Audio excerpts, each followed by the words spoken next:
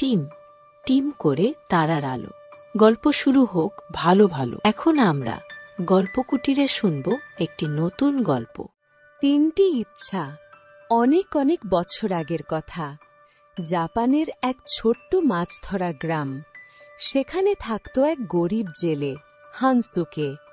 প্রতিদিন সকালে এসে সমুদ্রে যেত মাছ ধরতে। সারাদিন মাছ ধরে যা পেত তা বিক্রি করে মা আর ছোট বোনের খাবার জোগাড় করত। জীবন ছিল খুব কষ্টের, তবুও হানসুকে কখনো অভিযোগ করত না। একদিন সে সমুদ্রের অনেক দূরে গিয়ে মাছ ধরছিল। হঠাৎ তার জালে একটা অদ্ভুত জিনিস আটকে গেল। জাল তুলে দেখল ভিতরে একটা সুন্দর সাদা পাখি। পাখিটা খুব ক্লান্ত আর ভয় পেয়েছিল।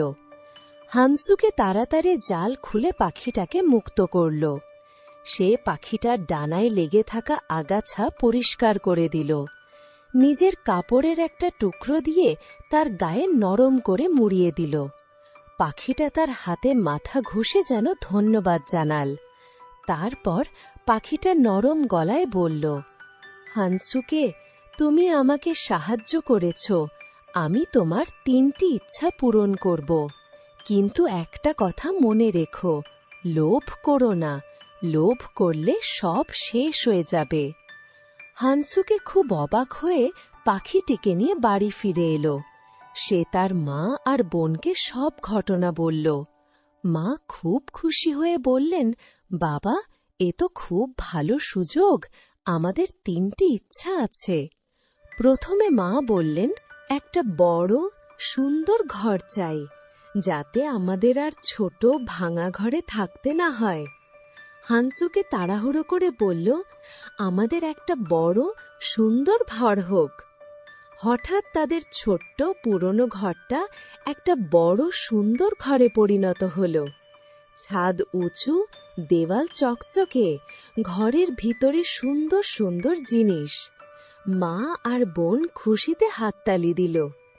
কিছুক্ষণ পর মা বললেন, এখন আমাদের অনেক টাকা পয়সা দরকার, যাতে আমরা সবকিছু কিনতে পারি। হানসুকে আবার তাড়াহুড়ো করে বলল, আমাদের অনেক টাকা পয়সা হোক। হঠাৎ ঘর ভরে গেল টাকা পয়সায়। টেবিল, বিছানা, মেঝে, সব জায়গায় সোনারূপার টাকা। এত টাকা ছিল যে তারা দরজা দিয়ে বেরোতেও পারছিল না। মা ভয় পেয়ে চিৎকার করে বললেন, এখন এই টাকা সরিয়ে দাও, আমরা বেরোতে পারছি না। হানসুকে ভুল করে আবার বলল, টাকা পয়সা সব সরে যাক। মুহূর্তের মধ্যে সব টাকা উধাও হয়ে গেল। আবার তাদের সেই ছোট্ট পুরনো ঘর ফিরে এলো। হানসুকে আর তার মা দুজনেই খুব দুঃখ পেলেন। হানসুকে মাথায় হাত দিয়ে বলল, আমরা লোভ করেছিলাম, 3টি ইচ্ছা একেবারে নষ্ট হয়ে গেল। আমাদের যা ছিল তাই আবার ফিরে পেলাম। মা তার হাত ধরে নরম গলায় বললেন, হ্যাঁ বাবা, আমরা ভুল করেছি, কিন্তু আমরা একসাথে আছি। আমাদের ছোট্ট ঘর আছে। আমরা একে অপরকে ভালোবাসি। এটাই আমাদের সবচেয়ে বড় সম্পদ। লোভ না করে যা আছে তাতেই সুখী থাকতে শিখি। সেদিন থেকে হানসুকে আর লোভ করল না। সে আবার আদের মতো পরিশ্রম করে মাছ ধরতে লাগল।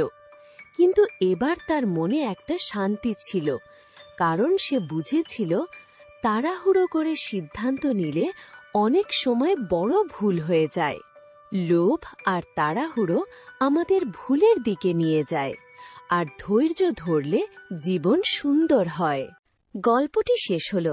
পরের ভিডিওতে শুনব আরেকটি নতুন মজার গল্প।